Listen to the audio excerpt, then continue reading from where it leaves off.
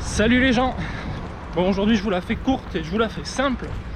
Je vais me tester sur 10 km. Le but c'est de faire le meilleur temps possible. Mais comme j'ai pas spécialement d'entraînement, je veux juste viser moins de 50 minutes. J'espère pouvoir les faire. Et là j'ai envie de savoir où j'en suis, ce que j'arriverai à faire.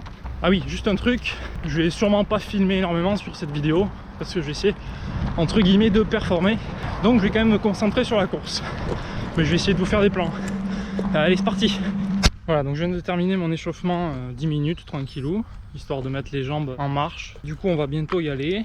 Donc ouais, le but c'est moins de 50 minutes, qui est à peu près mon record. Officiellement, sur ma vraie meilleure performance, même si c'était pas sur une course officielle, c'était moins de 49 minutes. Enfin c'était 49 minutes tout court. Mais là je vais vraiment le faire dans le but de faire une perf, donc on va voir. Si ça se trouve je vais me planter comme une merde. Un point important, il fait chaud. Et ça c'est chiant parce que j'ai du mal avec la chaleur moi en général. Bref, on fait coucou à l'avion. Et puis sinon qu'est-ce qu'on dit? On dit bonne chance. J'ai une barre avec moi pour me ravitailler. 400 ml d'eau à peu près, j'aurai pas besoin de plus je pense. Ce sera pas hyper intéressant, j'essaie de rester sur un terrain plat pour faire un 10 km classique. Bon, on va quand même filmer le départ.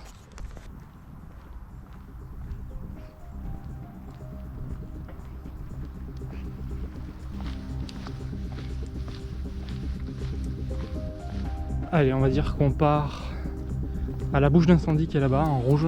La montre est prête, le GPS est prêt, le corps est prêt, on va dire, hein, je sais pas trop. Je me lance là-dessus un peu comme d'habitude à l'arrache. Et on va décoller dans 3, 2, 1. C'est parti.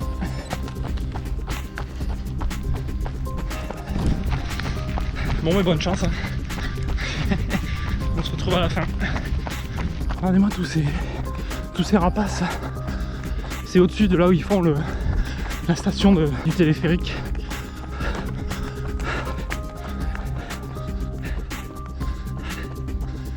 Oh mon Dieu.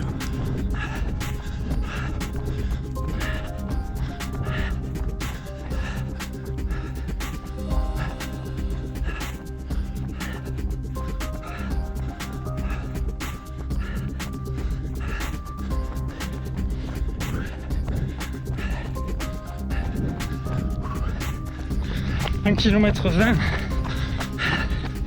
je suis en 4,50 de moyenne.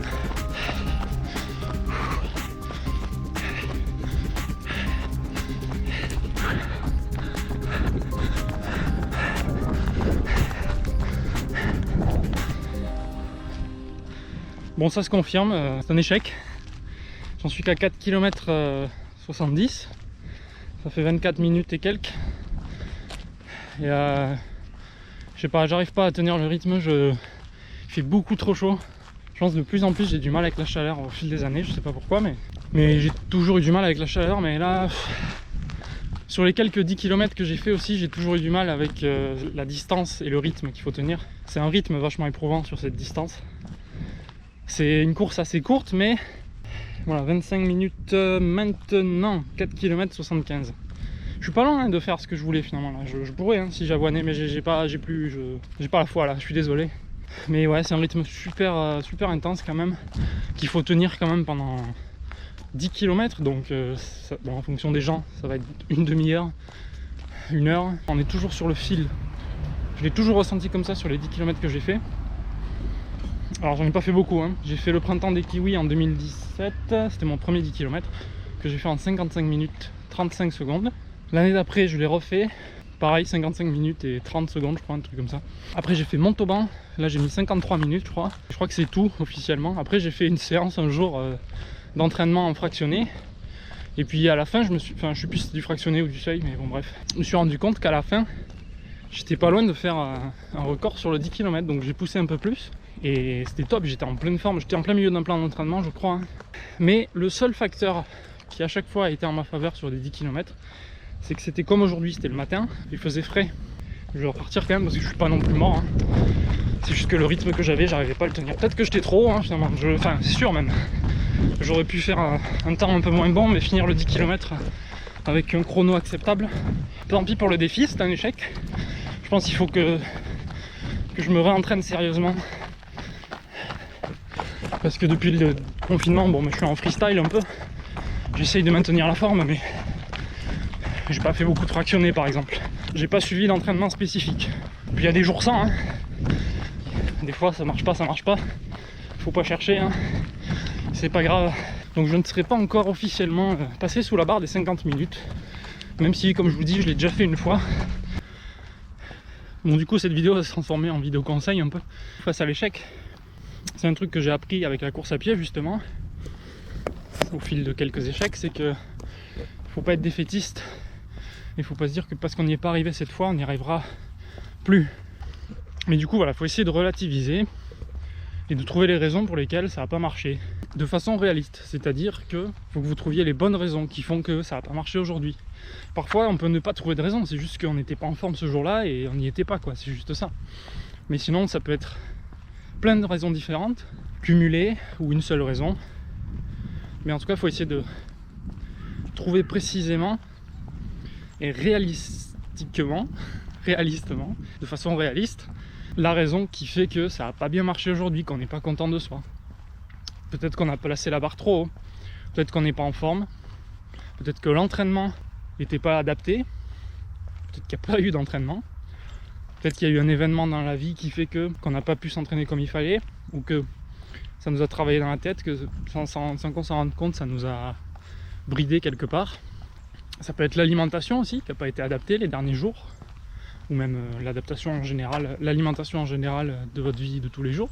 Le petit déjeuner avant la course peut-être. Tiens, là en l'occurrence, moi j'ai déjeuné 1h30 avant de partir. Je sais pas, un manque d'hydratation générale, la chaleur. Moi je sais que ça c'est un truc j'ai constaté, c'est pas un hasard, hein. Là où je galère, c'est quand il fait vraiment chaud et qu'il y a le soleil qui tape, même s'il y a un peu de vent frais, ça marche moins bien pour moi. Et après j'ai du mal quand même avec les hautes fréquences cardiaques. Donc j'ai du mal à le tenir longtemps, ça. J'ai l'impression que je vais crever à tout instant. Et je pousse, mais putain, à la fin des courses, c'est vraiment horrible. C'est un sentiment que je déteste. Et alors le pire, c'est sur les 5 km. Hein. Les 5 km, c'est horrible, hein. C'est vraiment... tu t'arraches le cœur, quoi. C'est l'impression que tu vas crever, littéralement. Bref, tout ça pour vous dire qu'il ne faut pas se trouver d'excuses, mais il faut se chercher les bonnes raisons qui font que ça n'a pas marché. Se chercher des excuses, c'est un moyen de dire que c'est pas vraiment votre faute si ça n'a pas bien marché. Et en soi, c'est pas faux, c'est pas forcément votre faute si ça n'a pas marché sur la course, mais faut pas se dire tiens là j'ai raté, la course elle compte pas. Il faut qu'elle compte. Et comme c'est un échec, il va compter encore plus parce que vous allez vous remettre en question avec les bonnes questions qui vous apporteront les bons axes d'amélioration pour faire mieux la prochaine fois. Et ce qui est bien en course à pied, c'est que comme d'autres sports individuels, hein, c'est des sports individuels et j'y tiens beaucoup à ça, c'est que quand tu commences la course à pied, enfin en tout cas moi quand j'ai commencé, j'avais tendance à me mesurer aux autres et à regarder les classements systématiquement pour savoir où j'en suis dans la course, tout ça.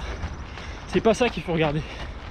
La course à pied, c'est avant tout se battre contre soi-même et contre ses propres temps.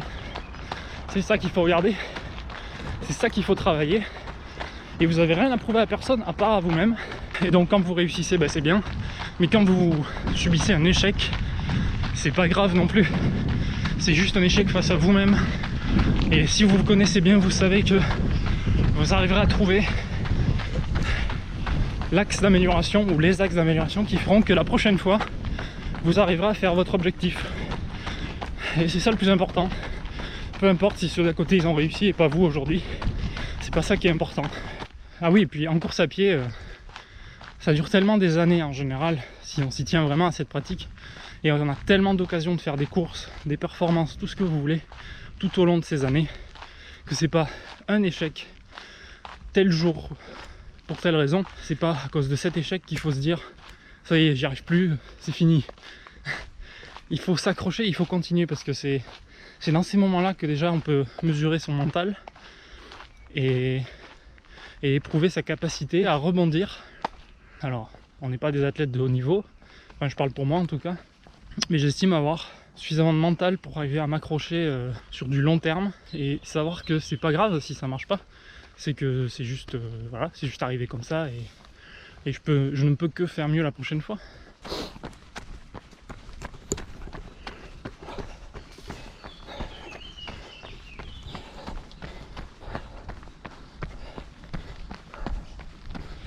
Et puis c'est sur ce que je vais vous dire à la prochaine. Merci d'avoir regardé. Désolé si vous attendiez à me voir faire un truc de ouf. Ce n'est pas le cas. J'ai raté mon objectif, mais c'est pas grave. Ça ira mieux la prochaine fois. Et puis du coup je vous dis à la prochaine vidéo. Allez, ciao.